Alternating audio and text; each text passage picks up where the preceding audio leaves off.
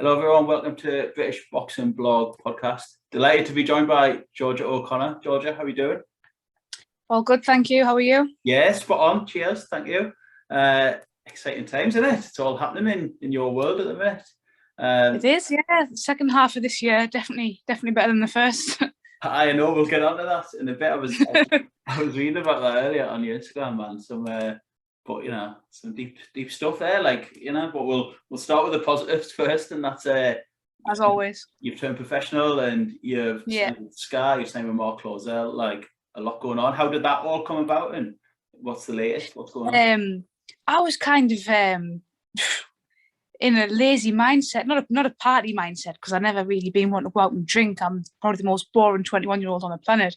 But I was bobbing about being lazy, just still in the amateur game, waiting for the ABAs to come around. And my mate, who I work with, goes to this gym and says, "Oh, you're going to have to come to this gym, he's got like a boxing gym in there up in Newcastle." Yeah. At first I was kind of like, yeah, I'm in, I'm kind of enjoying having a normal life for the minute, and not having to worry about boxing and just doing my own thing. He says, "Oh, but come and have a look, see what you think." So I said, "All right." And so I goes up and just got a really, really good feel about the place. I walked into this boxing gym, met Mark, and just clicked with him straight away like that, like as a person. And it's not quite often that happens. So I thought, like when you kind of onto something, me soul, so to speak, was onto something. And he was kind of asking me like how I felt about going professional and things, and I was like, well, it's not something I've ever really thought about. I didn't even anticipate getting as high as I did in amateurs boxing for my country, winning different international titles and things. I never ever, not wanted to do it, but I never expected it. I just wanted to look after myself. So he said, "Oh, there's so many up and coming things for women in professional boxing now," and I was kind of frustrated with the amateur scene anyway, and I feel like I wasn't really making us happy anymore. So he came to my house. We had a meeting with him. My dad's like been my main coach since I started fighting when I was 4. Yeah. So Mark came, had a meeting with myself, my mum and dad. And I signed with him, and I thought, you know what, you only live once. I'm 21, I'm still young in the professional game, but I may as well build that experience and get paid some decent money for it, you know what I mean? Well, that's it. Roll the dice. That's how it came about, yeah. Yeah, good. Unexpected. So the timing was right, and like you just trusted your gut instinct with Mark, and sod it, just go for it type of thing.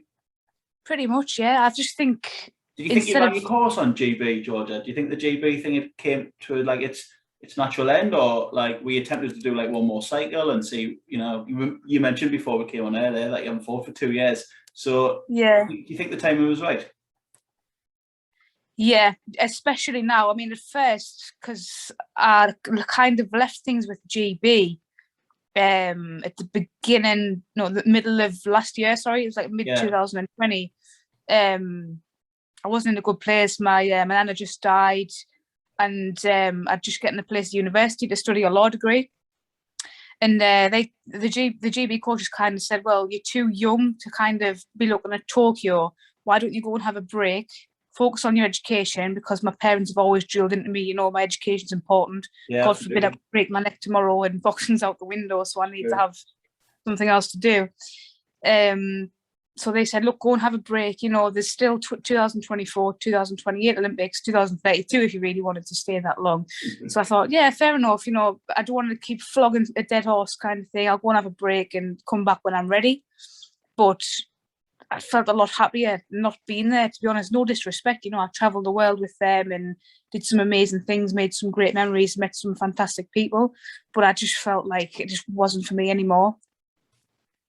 That's it. And just left on good terms, and that's it. Will you continue your education like alongside boxing? Will you still go for the law degree, or can you juggle? Yeah, I started that in 2 weeks. Thankfully, my university is very cooperative. They've said, any time off you need, if you need to convert part time, they're very supportive. So I'm lucky to have that as well. I've got like these 2 big things in my life what complement each other kind of instead of. Yeah. A lot going on for 21-year-olds. You're gonna have a busy few weeks, aren't you? Yeah, man. Yeah, we'll have to manage my time good. But you mentioned your amateur career there. Like and you said yourself you were surprised at how much you won and stuff. And like for people that don't know, like I was obviously reading up him before and stuff. What a career you had, you know what I mean? Like there's a few golds in there, different tournaments, different championships. Like, was that a bit of a whirlwind? Did you expect to go that far when you first started boxing? I've always kind of been quietly confident. You know, when I'd competed in Taekwondo, I had national titles from a very young age, and I've never been one to be big-headed and trash talk and, you know, say I'm going to be this, I'm going to be that, because like my philosophy is anything can happen, everything can be taken away tomorrow. So you should always just kind of be a decent person and just do your own thing. Absolutely. But I never expected to go as far as I did. I thought maybe I might win a national title in boxing and that might be it. But I've never ever anticipated, like I said, getting on the national team and making all the memories, winning medals and boxing the best of the best and being one of the best in the world as a youth. It's something I'm eternally grateful for that. Like, do you think that'll stand you in good stead going forward to the pros? Like, you're not going to be phased by anything, are you? Do you know what I mean? You've traveled the world, like you said, you've won tournaments, you've won titles. Like, you know, even though you're so young, 21, like you've got all the potential and all the time in the world, haven't you now as a professional? Yeah, I mean, I definitely think it helps, isn't it, to have that experience as an amateur. Of course, not every single good amateur will become a good professional. It's a different ball game.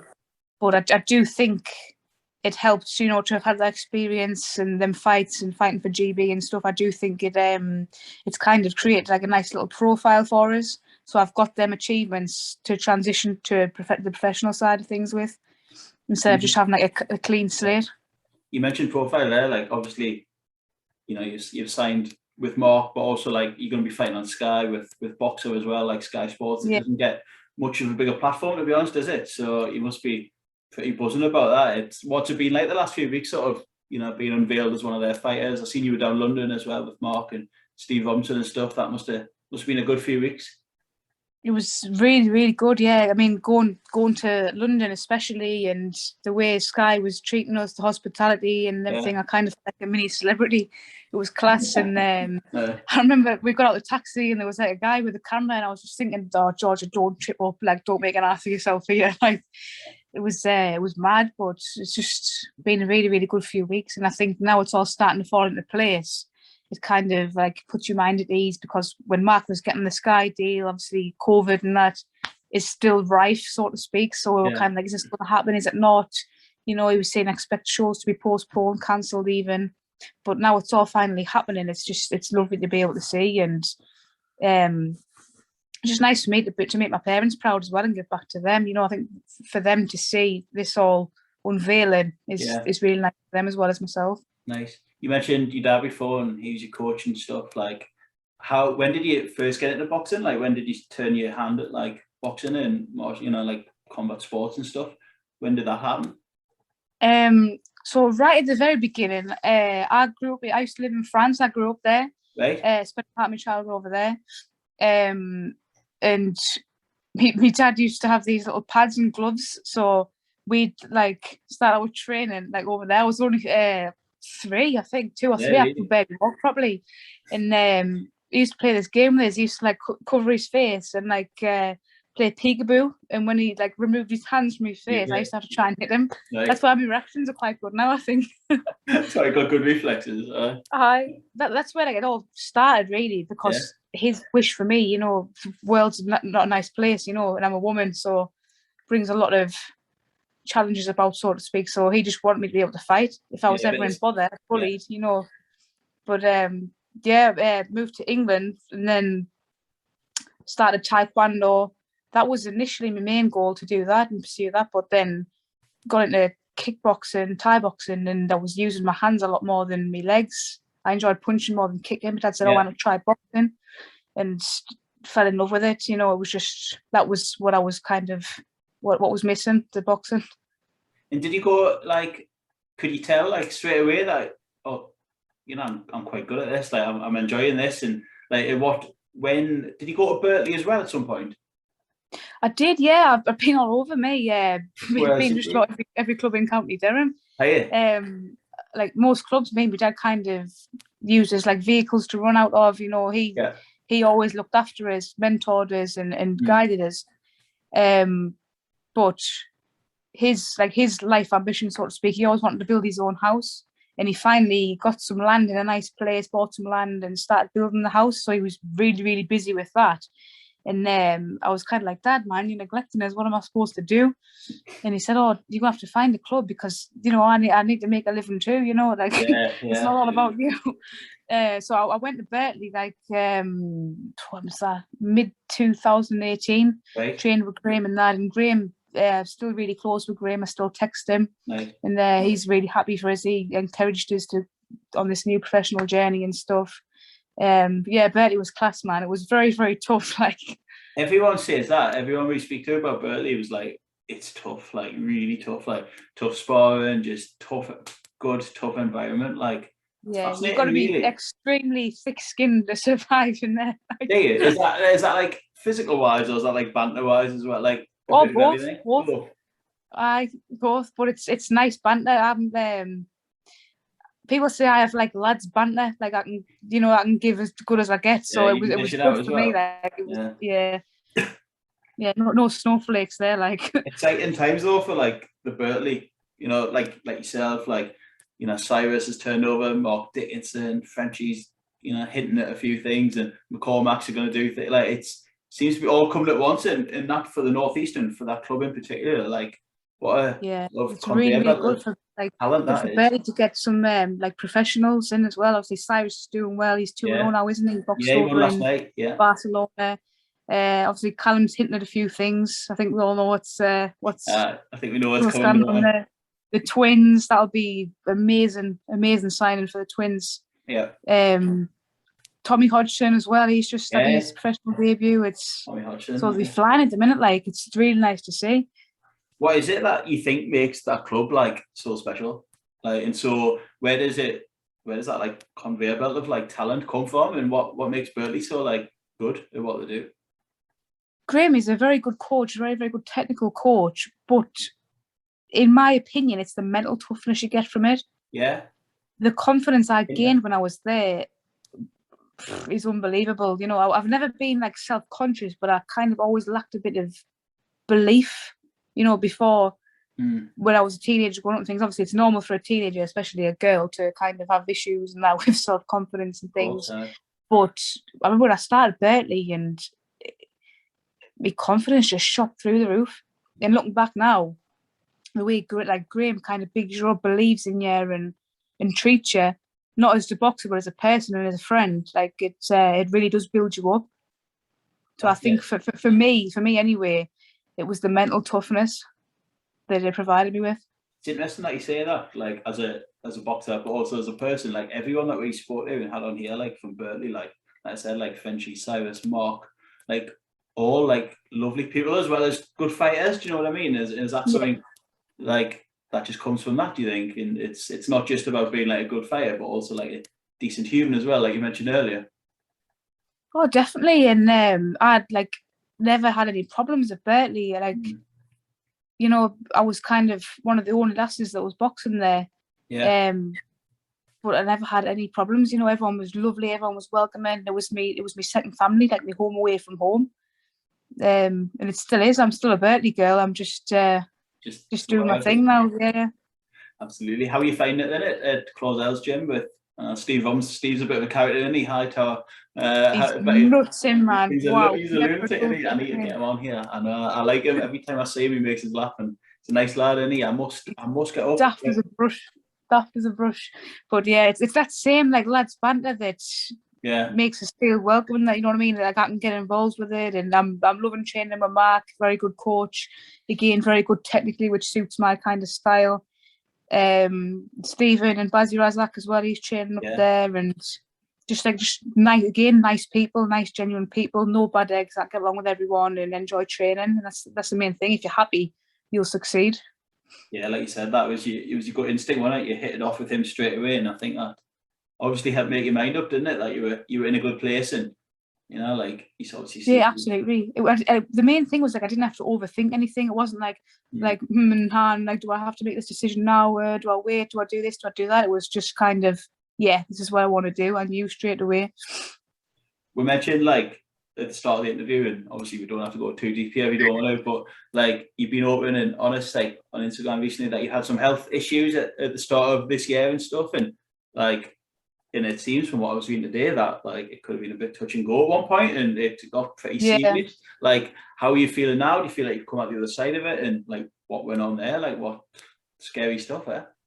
Yeah, it's I can't even pronounce what I had properly. It was like hang on, bilateral pulmonary embolism, Right. which means I had like multiple blood clots in each of my lungs.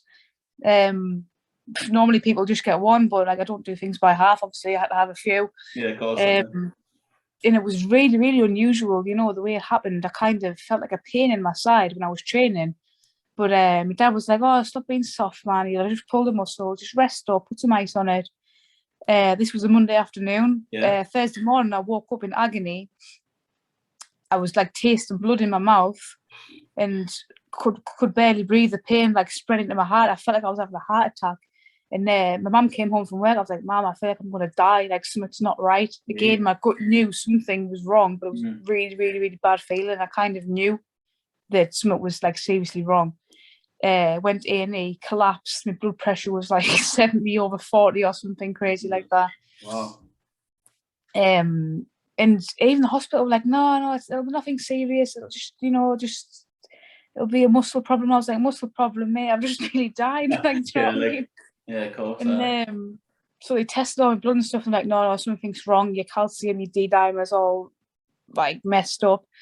And they were like, we're going to check and, you know, X-ray you and things, and like, God forbid, like the first thing that comes to mind obviously is like, is there any cancers or something? And yeah, of course. My family's been really unfortunate with cancer. They've got a bit of a history with it, so I was just praying to God it wasn't that.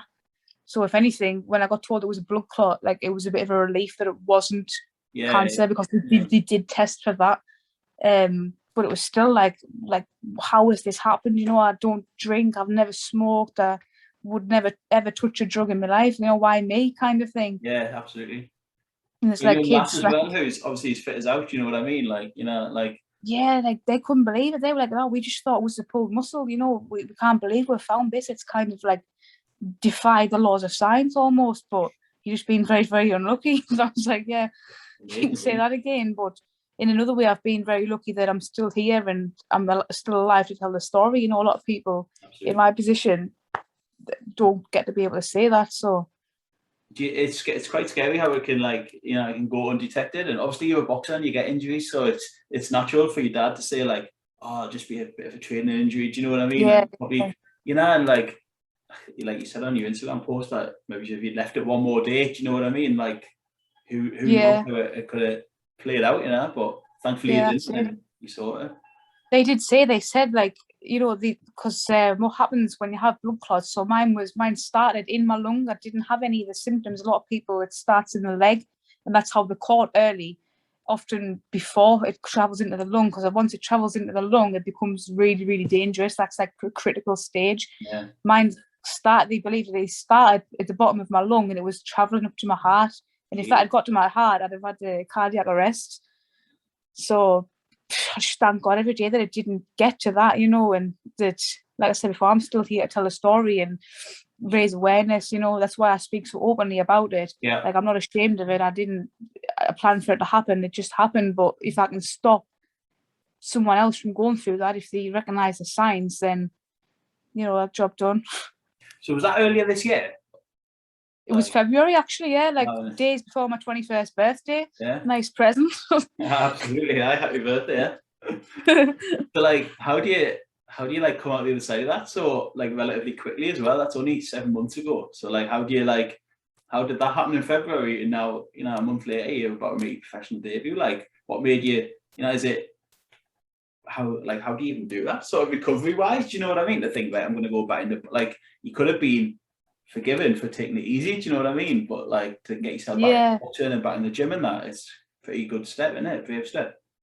Yeah, I think like obviously going through it made us realise I don't want to miss any more opportunities. I don't want to waste another day of my life. You know, any day could be a last for me or you, anyone. You know, I could go and get run over tomorrow, God forbid. But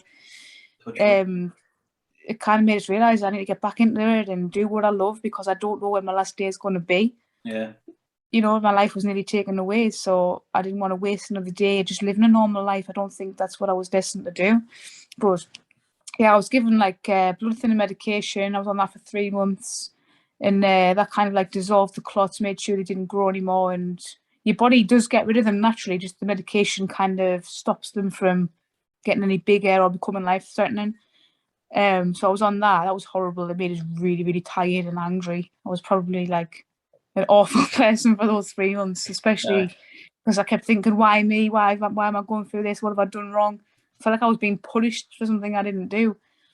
But yeah, recently, like a few months ago, got the all clear. They said my lungs were actually working better now than they were before. So I don't know how that works. That was amazing, that, isn't it? I know. I'm not complaining. I guess it must be a sign of just that you keep yourself in shape, and you know what I mean? Like you're That's it, yeah. You live the life and stuff. So yeah, I get angry now. I see people smoking and that, and I'm like, no, you don't do that. You don't know what you're doing to yourself. Like, I didn't smoke. This happened to me. Like, stop it. Amazing, really. Georgia, 2 seconds. The dog's trying to get in the conservatory right there. That's no bother. Oscar. Yeah, so he's all right. Don't worry. I guess that takes us back to where we were at the start of the thing, you know, the podcast, when you said it's been 2 years, and you know, you just said there you want to live every day like your last, and you don't want to wait. You know what I mean? So you're a month out now from your pro debut in Newcastle. You must be raring to go for that now. The excitement. Oh, absolutely. I think everyone kind of gets nervous, don't they? Especially, I think the week of the fight, the night of the fight, it is daunting for anyone. You know, I've never had a fight not being nervous. But the kind of philosophy I have now is, if I can survive what I survived, I can get through anything. Nothing can really faze me anymore. You know, there's not going to be any opponent across from me that I'm going to be fearful of, because I've already been through the worst. So it's just good times from now on. Good times, good vibes, and hopefully some big nights ahead. And what a place to make your pro debut as well. Like Newcastle on a local show, like amazing. Yeah, literally like 20 minutes from my house. I live in between Durham and Newcastle, so it's perfect. It's dream come true, man. Absolutely. Like how's like tickets going and stuff? Like I bet there's a bit of a buzz around it, is there? But your family and friends are all excited for it. Yeah, they're all over the moon. My mum and boyfriend's coming to see us. They've got some ringside tickets sorted. My dad's obviously going to be at my corner with Mark, and my uncle's coming, my cousins. A lot of people's said they're going to come and support, so it'll be nice to have everyone there. So if anyone hasn't seen you before, what can they expect from Georgia O'Connor? In terms of my style, I'd like to mix it up. I'm not going to get involved in a fight if I don't need to be in one. Yeah. So I am quite tactical. I like to keep it long, nice sharp shots. I've been told I'm quite fast for my weight, but I like to have a bit of a fight as well and be entertaining. So absolutely. I guess we'll see on the night, see who I'm up against. It's amazing times for female boxing as well, women's boxing. Like it's probably never been so good, and you're another one like to come through, and it's the opportunities are there now that maybe haven't been there before. So I think you probably couldn't pick a better time to go professional.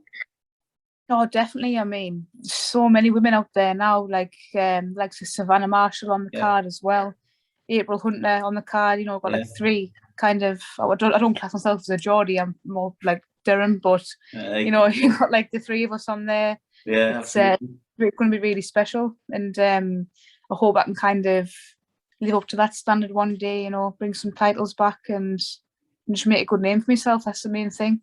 But no rush though, like we said earlier. Like still only just 21. Like exactly, that's it. No pressure, no rush for titles, anything like that. Just take it all. That's it. Just take one fight at a time, enjoy myself, and make some money. Best way to be, mate. Best way to be. Exactly. Honestly, thank you for speaking to us, especially 7 o'clock on a Sunday night as well. I appreciate it, and it's been a pleasure. And I'll speak to you on the 16th of October, if not before. No, thank you very much for your time as well. It's been a pleasure talking to you. I really appreciate it. No, you're very welcome. Take care, Julia. Thank you. Take care of yourself. Thank you. Bye-bye. Bye. Bye-bye.